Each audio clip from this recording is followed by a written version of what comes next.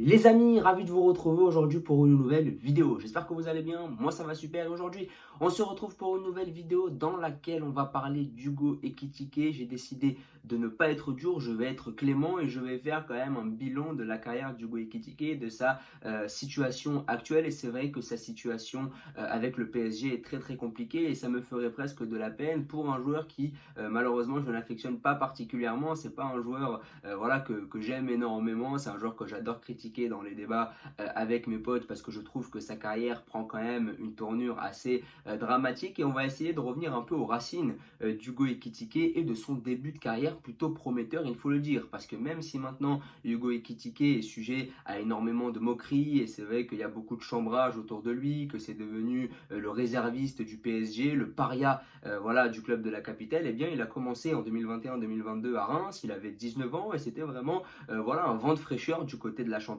C'était vraiment un joueur qui enthousiasmait le public rémois et il a inscrit 11 buts en 2021-2022. Je me rappelle même qu'il avait inscrit un but au Vélodrome. Donc voilà, c'était un joueur plutôt prometteur, pas un crack absolu. Je ne pense pas qu'il ait été du niveau d'un Wai, d'un Tel ou encore d'un Kalimundo, mais c'était quand même un joueur de qualité qui plantait ses buts. C'était un bon neuf de Ligue 1, voilà, un bon jeune français qui aurait pu faire une carrière prometteuse. C'était pas un crack absolu, mais c'était quand même un joueur de qualité qui mettait ses buts et c'était un numéro 9 assez spécial parce que il n'est pas forcément très physique, il n'est pas forcément très rapide, il n'est pas forcément très technique, mais voilà, il avait un peu toutes ces qualités-là qui lui permettaient d'inscrire des beaux buts en Ligue 1. Et donc à la fin de cette saison très prometteuse du côté de Reims, à la fin de la saison 2021-2022, à la fin de cette saison où il inscrit 11 buts, ce qui n'est quand même pas anodin pour un attaquant de Reims, même si la saison d'après, Balogun voilà, fera le tour de force de marquer plus de 20 buts en Ligue 1 avec Reims, mais voilà, on ne va pas minimiser la performance d'Hugo Ekitike qui est quand même une très très belle performance individuelle. Et bien à la fin de cette saison-là,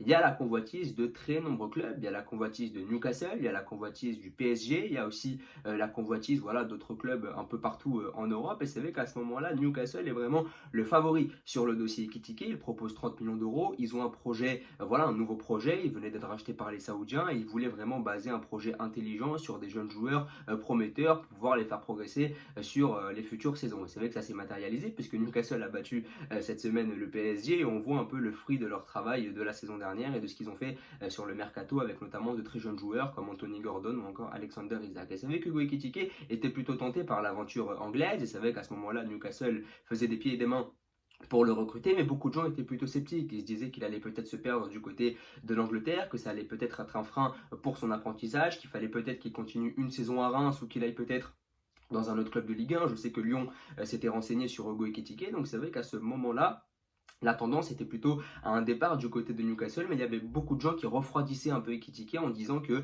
voilà, l'aventure anglaise était peut-être un peu trop tôt pour lui, qu'il n'avait pas encore confirmé les attentes placées en lui, qu'il fallait peut-être qu'il reste encore une saison de plus à Reims. Et moi, à ce moment-là, ce que je préconisais, c'était peut-être de continuer une saison de plus à Reims parce qu'il fallait qu'il continue son apprentissage. Je pense qu'à 20 ans, partir en Angleterre, c'est quand même assez risqué. On a vu beaucoup de joueurs français se perdre du côté de l'Angleterre, mais quand on voit comment le projet de Newcastle a tourné, eh bien, on peut se dire que aller en Angleterre aurait peut-être été une très bonne option pour Ekitike parce qu'il aurait pu apprendre aux côtés de Eddie Howe notamment. Donc c'est vrai que maintenant qu'on réécrit l'histoire, on se dit que l'aventure anglaise aurait peut-être été positive pour lui parce qu'il aurait signé à Newcastle, qui lui aurait peut-être donné sa chance dans un bon contexte, avec un contexte évidemment de progression du club. Il se serait peut-être retrouvé là en Ligue des Champions face au PSG, mais voilà, on va pas réécrire l'histoire. Mais à ce moment-là, Newcastle était vraiment tenté par Hugo Ekitike. Et donc lui, au lieu de continuer une saison de plus à Reims, parce qu'à partir du moment où il décline l'offre de Newcastle, on se dit soit il va rester à Reims, soit il va aller à Lyon, ou soit il va aller dans un petit club de Ligue 1 pour continuer à progresser. Non, il décide de signer au PSG et l'offre contractuelle est absolument terrible. Il est prêté un an avant de voir son option d'achat lever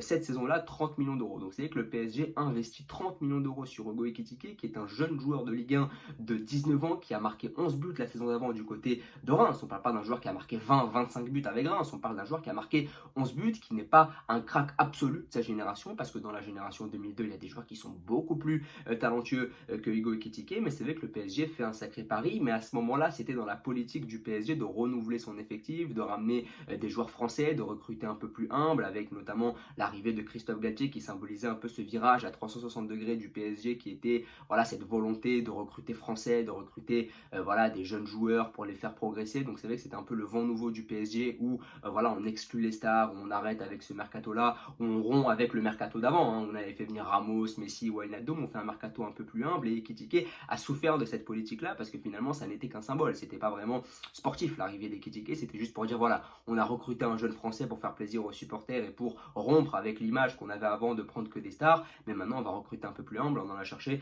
un jeune joueur français du côté de Reims. Et puis on savait très bien que même si Ekitike se montrait performant, il n'allait jamais jouer puisqu'à ce moment-là, le trio d'attaque était très bien installé avec Mbappé, Messi et Neymar, et Ekitike n'aurait quasiment jamais joué. Je pense que le jeune français le savait très bien. Mais à partir du moment où Ekitike signe au PSG, même si à ce moment-là il pense au football, eh bien il sombre rapidement dans la vie parisienne parce que évidemment à ce moment-là, lorsqu'il signe à Paris, mettez-vous à sa place, vous êtes un jeune de 19 ans, vous arrivez du côté du club de la capitale, vous n'avez connu que Reims jusque-là, vous avez fait une bonne saison, on a gonflé votre tête en vous disant que vous coûtiez 30 millions d'euros, que vous étiez le jeune attaquant du PSG, que vous alliez jouer au Parc des Princes avec Messi, Neymar, Mbappé. À ce moment-là, je pense que n'importe quel jeune peut rapidement prendre la grosse tête et s'égarer du football, et ça a été le cas avec Hugo Ekitike qui évidemment a subi et a souffert du syndrome du joueur influenceur. C'est le joueur influenceur, et ça, forcément, ça lui a valu beaucoup de critiques. Il est beaucoup plus focalisé sur son compte TikTok, sur son compte Instagram ou sur son style vestimentaire que sur le football. Mais est-ce qu'on peut vraiment reprocher